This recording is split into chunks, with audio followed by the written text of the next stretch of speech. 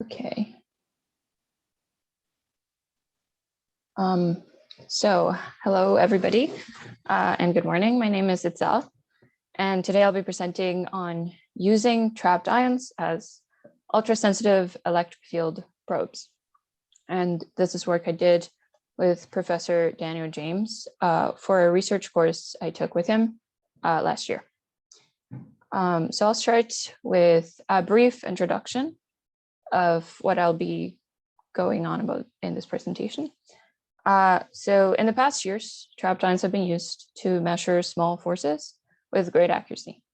So for example, in this paper by Bierkek et al., they actually used trapped ions to detect forces and displacements. And the forces actually that they detected were 3 orders of magnitude smaller than those that could be detected by the best technology at the time. So this kind of starts this idea in our minds that ions are very sensitive. So what can we do with them in order to further physics and use them for different kinds of measurements and improve the area of measuring different fields, for example. And some people came up, some physicists came up with answers to this, and they actually started using trapped ions to work to descend electric fields, incredibly weak electric fields. And this is something that I found in this paper by S. Narayanan et al., where they actually used single ions in a planar trap to sense electric fields.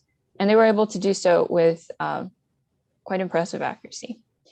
Now, what I will be doing in this presentation is I will show you how to determine a degree of coherence matrix that will give us information on the source of the electric field that the ions in the traps are sensing.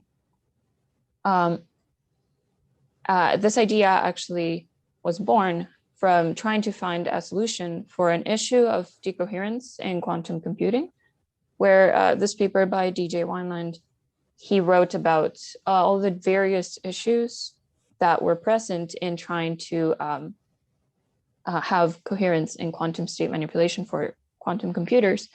And they noticed that if they set a bunch of trapped ions and initialize them to all be in the ground state, they would, after a period of time, get excited on their own, as if without any interaction per se. And in trying to solve this problem, because having coherence is important and the time of coherence is important in quantum computation, Professor James wrote a paper where he tried to solve this problem.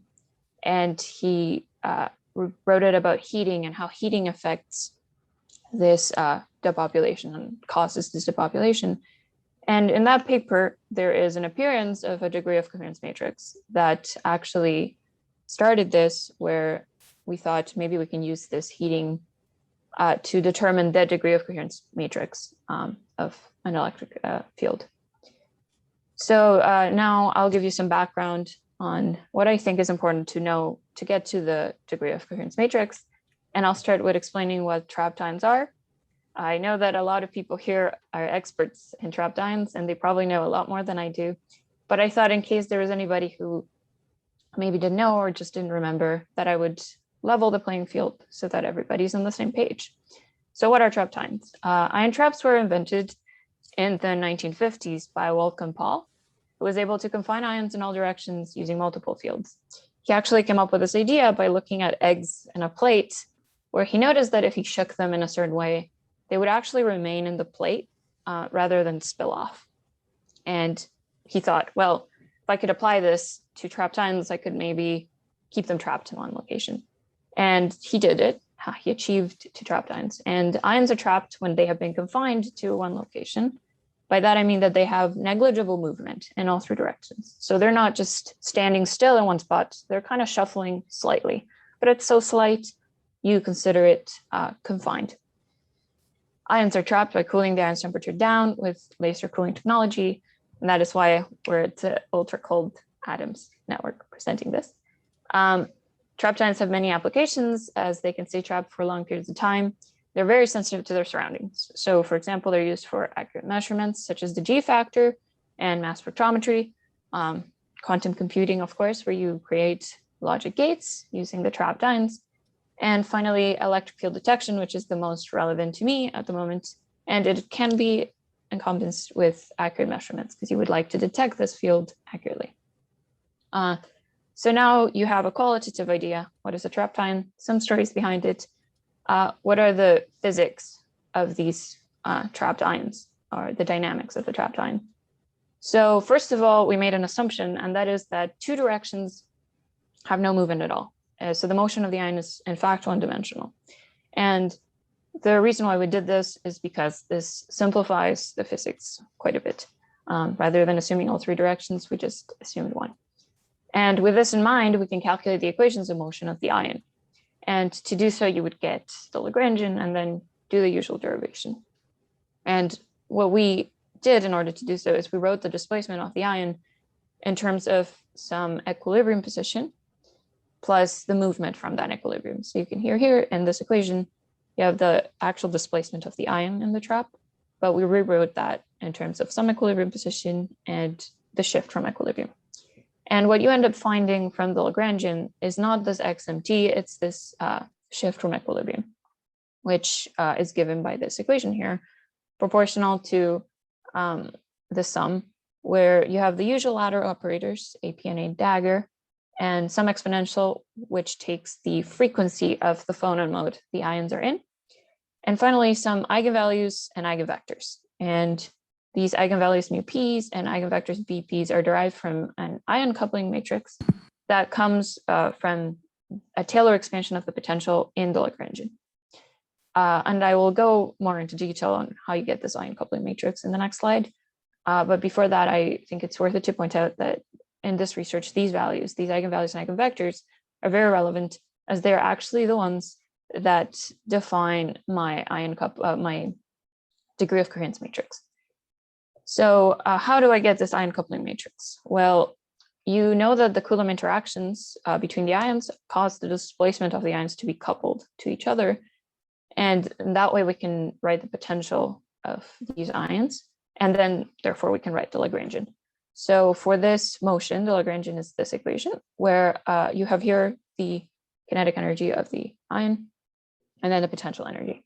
And the way we got this expression for the potential energy was that you Taylor expand the potential, and the higher order values are negligible, so we sort of ignore them. And then the first two values are 0 because of the way that we defined things. And that second derivative that ends up remaining, we can define to be a matrix. We can write it in terms of a matrix, which is an n by n matrix AMN, where we can actually solve the second derivative of the potential, as we see it here, and rewrite that matrix as these equations. So if n equals m, you have one equation, or you have 1 plus 2 times the sum. And if n is not equal to m, you have this fraction. And AMN is the ion coupling matrix. And once we diagonalize it, we can get the eigenvalues and eigenvectors, which can either be calculated analytically up to n equals 2, or numerically, and you can find, if you want to, the terms up to n equals 10 on Professor James's paper that he wrote, where all of this is actually explained to it's explained much more. And you can, if you have any curiosities, you can read that, and it has everything there. So what does this mean? You have all this theory, and what does it actually mean physically? What are these numbers? What are these eigenvalues physically? Well, the eigenvalues describe the normal modes of the ion motion. And those normal modes are given by this equation, QP of t, equal to the sum of the entries of the eigenvectors of the ion coupling matrix times the displacement of the ion from equilibrium. And these modes actually describe the motion of the ions in the trap. And each mode is a different motion of each ion in the trap. And I thought it would be nice to show you a little animation of how those ions move on each mode. So first of all, in the first mode, we also call it the center of mass of motion because all ions move connected, as if they were connected to each other by a rod. So you can see here, they're moving back and forth as if they had like a solid rod and you were just moving the rod itself. And for the second mode, otherwise known as the breathing mode, all ions move proportional to their equilibrium position. And the equilibrium positions can also be found in the paper I mentioned by Professor James. So you can see here, these blue lines I placed are the equilibrium positions. And you'll have that the ions are going to move in some way proportional to that equilibrium position in that way. You can extend this to more than 3 ions. I used 3 as I thought that was a more easy number to imagine and observe. But you can extend this to 100 ions and they will be moving in this way. Although it would be nice if you could have 100 ions in a trap. So a final piece of background that I think is important is understanding the degree of coherence, as it is in fact the thing that we're trying to obtain. The degree of coherence of an electric field is used to determine properties of that electric field. And coherence tells us how similar the phase and waveform of 2 sources are. The most famous examples of coherence are Young's double slit experiment and the Michelson interferometer. You probably have heard about them a lot. I know I have, and I'm only an undergraduate, but I still thought it would be nice to put a few pictures and show you those 2 examples. So you have Michelson's interferometer here on the left, where you have some nice circular interference, and Young's double slit experiment here on the right, where again you have some interference. And these are nice because they are 2 examples of types of coherence that you can have, temporal and spatial.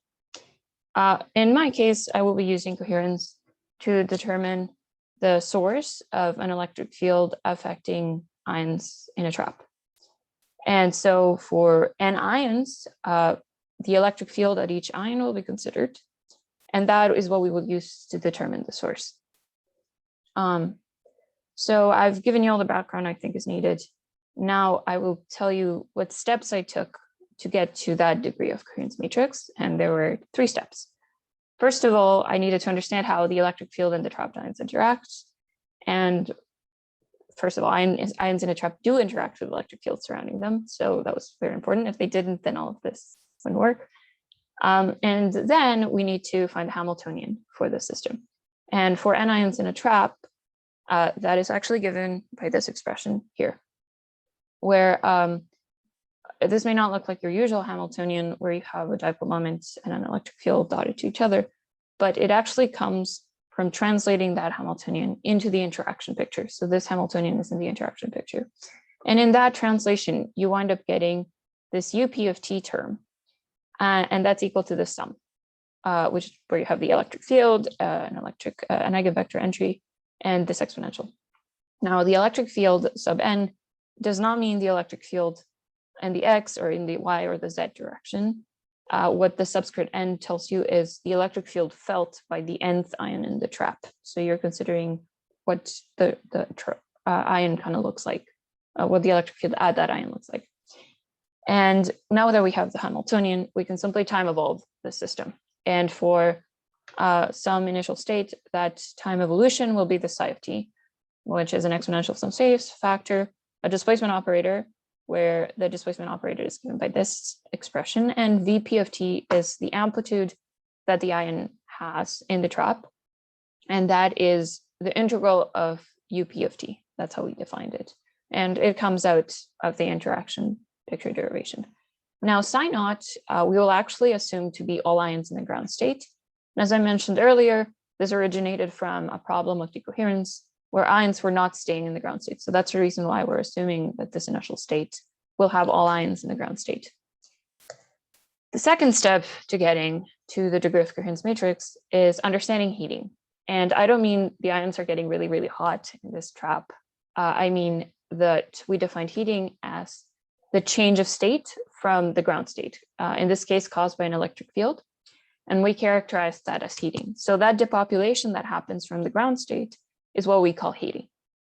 And these can be measured in 2 different ways. You can measure it using the fidelity of the initial state with all ions in the ground state and the time evolved state, or we can measure it using what we define to be a mean excitation number. And that mean excitation number is this n hat of t, given by the sum of the expectation value of some ladder operators and for the time evolved state. And what we can do is expand this. So we would plug in the psi of t that we found earlier and use properties of the displacement operator and the ladder operators to obtain n hat of t. And once expanding and integrating, this expression is reduced to this n hat of t, where you have a quadruple sum, you have some time terms, again, eigenvalues and eigenvectors.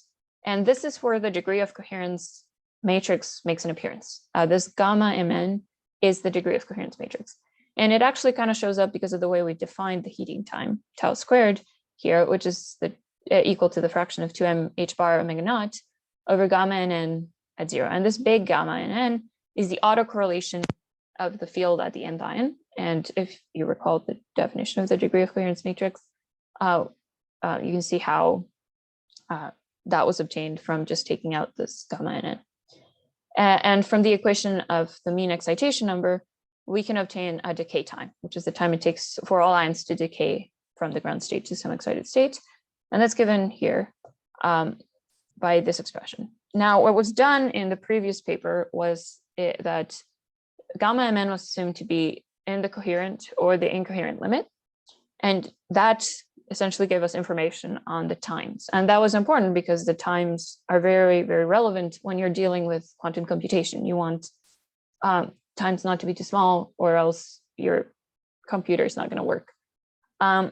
So those limits were assumed. But in this case, we want to know what the degree of coherence matrix is, assuming that we know this time and this decay time. So it may look obvious to you, you need to invert it so that you get gamma mn in terms of some other stuff. And in order to do that, you need to understand my last step to getting to the degree of coherence matrix, and that's matrices and vectors. So how do they multiply each other and what that looks like in sum notation?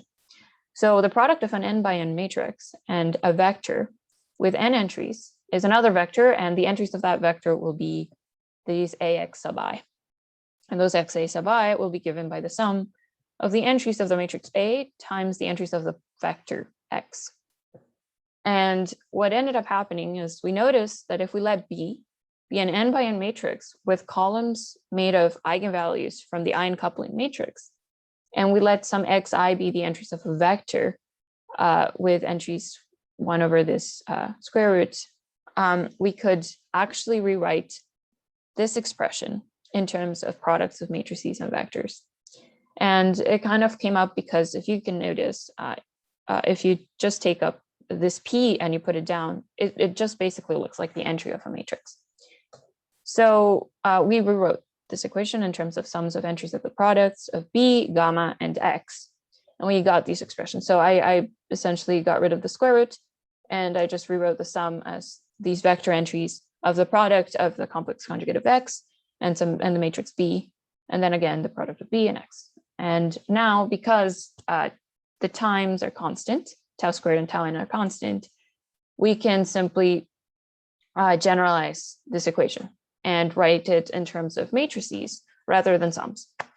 And you can see here, that's what I did. You have tau squared over tau squared is this vector times these matrices. And now all we need to do is be able to invert this. And to do it, the vector is very easy. You simply multiply by its complex conjugate, and you would be able to get the identity from that. You just multiply x times x conjugate, and that would be identity. However, for the matrix, it may seem a bit harder. You actually need to prove that B is invertible. And it turned out that it was, and that was because we defined B to be vector columns made of linear eigenvectors, sorry. So because they're eigenvectors, those columns have to be linearly independent to each other. And because they're linearly independent, that automatically makes B an invertible matrix. So that means this expression can be inverted, and we can just find gamma in terms of those matrices. And that is my result. I found that gamma was equal to tau over tau n squared times the inverse of this matrix squared. So what I've done is I have used these trapped ions as detectors of electric fields, and we should be able to determine what the source affecting the ions is because of this degree of coherence matrix. Since the ions are extremely sensitive, there's a possibility for detecting low frequency electric fields. As I mentioned earlier, forces could be detected that were 3 orders of magnitude smaller than those that could be detected by the best technology at the time. If we were able to do that with electric fields and actually detect fields 3 orders of magnitude smaller than the ones we can impress in time, that would be quite impressive. That's probably a dream to think that 3 orders of magnitude would happen, maybe 1 or 2, but still, if it was possible, that would be very amazing. Additionally, as I mentioned earlier, trapped ions show promise of detection with great accuracy. So in that paper by S. Narayanan et al. That I mentioned earlier, he actually showed that the ions could be used to detect fields, and their errors were of 7, 10, and 16 volts per meter. So he actually wrote in that paper and argued that those errors were actually mostly technical. And that meant that if they could improve the technique of how they perform the measurements, these errors could actually be reduced quite a bit.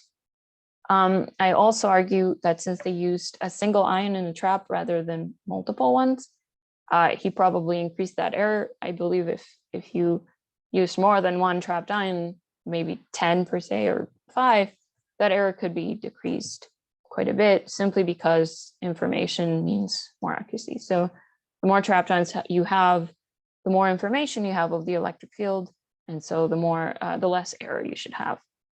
I also believe that maybe the number of ions could change for each problem you're trying to answer. Maybe you need to increase it for certain problems, but that is just the thought that came when I was working on this. It may not necessarily be true.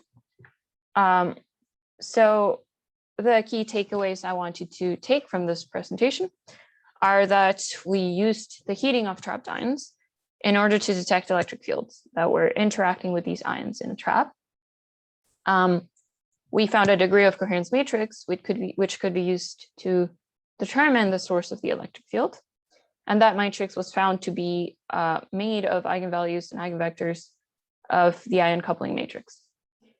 Finally, this apparatus could be used to detect low frequency electric fields with excellent accuracy, which would be amazing and could possibly break the limitations that optical systems have presently with detecting electric fields. And that could be very useful in electric field detection. So thank you so much for listening to my presentation. I appreciate the time you've taken, and I'm ready to answer any questions that you may have. Thanks. All right. Well, let's thank Itzal again very much for your talk. There was a question in the chat here. I'll just read it out from Joshua Hange. He asked, what is a long, quote unquote, long period of time for trapped ions? Sorry, regarding the heating I think time, it was, oh yeah, fairly early on. I don't know if you mentioned, I don't remember the context. It may have been how long they're trapped. Josh, sure. Is it okay if I ask directly, or? Sure, go for it. Yeah, so it was on one of the first slides. You said that one of the advantages, yeah, there it is. Sorry, that third bullet point on the slide that you were just on. I think maybe the second slide. Yeah, you said that they can stay trapped for long periods of time. So I'm just wondering how long is like a long period of time? I actually don't know exact numbers, but I do know that because ions can stay in a certain spot, you're able to, for example, for quantum computing, actually manipulate them. So if they were gone in a millisecond, you wouldn't be actually able, I guess, or maybe a millisecond is too big. I know that the time frames for these trapped ions are quite small, so I don't want to give too large a number. But if you have enough time to actually manipulate them, that's actually very useful, right? Because if they just disappeared immediately and you weren't even able to actually create a logic gate, then I guess trapped ions wouldn't even be used for logic gates. So that's what I meant by a long period of time. Maybe I should have changed the phrasing or the timing of the thing. Okay, Yeah. so Hans- just to yeah.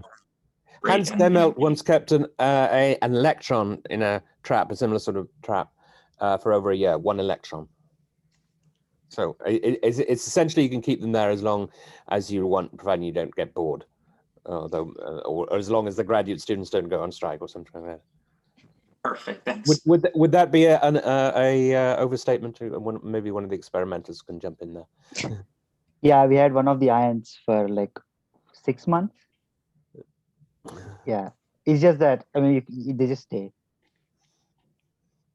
We give a name for every ion that stays for more than 1 month. I was in the lab at Innsbruck once where one winked out and it was like they'd lost their baby at the supermarket or something like that. They were rushing around until it just got pumped into a dark state when it came back. Yeah.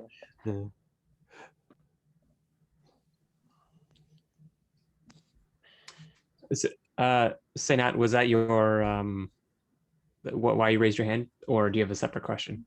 No, I just raised my hand to tell that. Oh. Usually it's like months. Okay. I have a question. Actually, I have two. So one, a very nice talk, by the way, nice overview. Thank you. So my first question is, you talked about this coherence matrix. Can you suggest some experiments that we can do to measure that? And my second question is, you talk about sufficiently low frequency electric field regarding to the sensing technique. What limits the bandwidth of how fast of a dynamic electric field I can measure? Okay, so for the first question, it was, sorry, I'm kind of blanking on your question. What was the first? Suggest an experiment that we can yes, do. yes. So we were actually trying to work on an example for this. And this kind of ended up turning into us trying to look at a charged particle and have it fly by these trapped ions and try to find the velocity and information about this particle. And this wouldn't be with this kind of field. It would be just like a small picture of the charged particle passing by the trapped ions. And as for the lowest bandwidth of an electric field, I'm not exactly sure about the exact amount. I haven't really seen that, but I was reading a thesis by a student, and I noticed that we were trying to look for a problem, and I was asking about dark matter detection, and I noticed that there was a thesis that somebody wrote on doing so on dark matter detection, and he showed that the lowest bandwidth was in the hertz or something level, I believe, or frequency level. And I thought, well, if we could break their lowest bandwidth, that would be quite amazing. And maybe that could lead us into detecting some dark matter. But that's, we haven't really delved much into that yet. We were just working on this at the moment. Yeah. Thanks. You're welcome. Right, thanks. Are there any more questions? Yeah. Duncan, yeah, go ahead. So is there a physical interpretation for when you decompose this coherence matrix into these vectors and so on? Is there a good physical interpretation for those objects? Sorry, you cut off a little bit. Which my kids have object? woken up and have started playing computer games, so my internet's going to come and go. Is there a physical interpretation for when you were able to decompose things into a vector and a matrix? Is there a physical interpretation for those objects? I don't think so. Actually, I didn't really think about that, but maybe there could be. It just happened to I thought about it not because of a physical interpretation, but because of how this equation kind of looked like, and because I wanted to invert it. So I already knew what I wanted kind of to get. But yeah, I guess that's a good question. I'll think about a physical interpretation. I'm curious if there actually is one, and it would be kind of amazing if there is one. There probably is one. Physics usually has some physical reason. Yeah. These annihilation the annihilation creation operators, they're for modes of the trap. collective modes. Yes.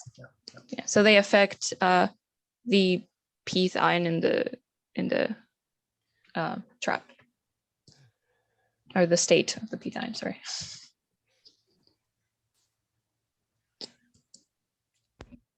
Thank you. Thanks. Okay, great. So we are now into the open discussion / lunch. So if you guys want to, if anyone wants to keep asking questions, they are